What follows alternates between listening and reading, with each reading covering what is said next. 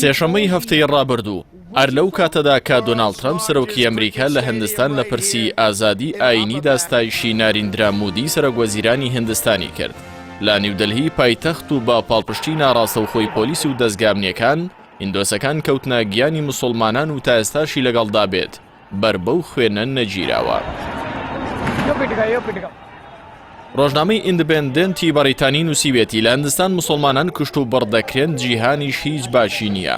ڕۆژانە لە سووریا، هیندستان، بۆرما، یەمەن هەرسوچێکی ئەم زەویەدا لە ژێر ناو ناونیشانی جیاواز و بە بەرچاوی دام و دەستگاکانی نێودەوڵەتی و ڕێکخراوەکانی مافی مرۆڤەوە کۆمەڵکوژی و دەربەدەری بەردەوامە وە کوردەواریش دەڵێت زۆر ژیاندار گۆشتخۆرن بەڵام تەنها ناوی گورگ دیارە ئەوەی هەندێک لە دەسەڵات و ڕژێمەکان بە خودی مرۆڤی دەکەن هەرگیز پەتایەکی هاوشێوەی کۆڕۆنا نەیکردووە.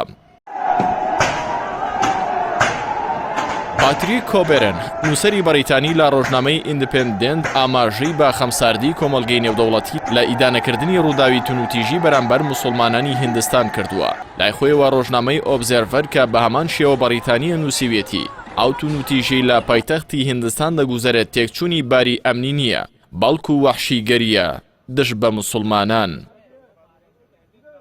لە دوای دەرکردنی یاسای هاوڵاتی بوون لە کۆتایی مانگی ساڵی ڕابردوو کە بە هەوڵێک بۆ بە هیندۆسیکردنی دەوڵەت و پەراوێزخستنی موسڵمانان دادەنرێت ئاڵۆزەکانی هیندستان ڕۆژ لە دوای ڕۆژ پەرەدەستێنێت.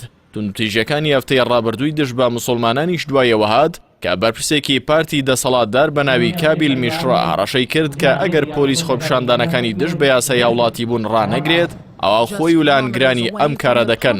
دوای چەند سەعاتێک لەم لێدوانە گروپە مافیاسەکانی هیندۆسەکان ئەڵیان کوتایە سەر ماڵ و دوکان و مزگەوتی موسڵمانان. لەو کاتەوە تا ئێستا نزیکەی 50 کەس کە زۆربیان لە موسڵمانانن کوژراون.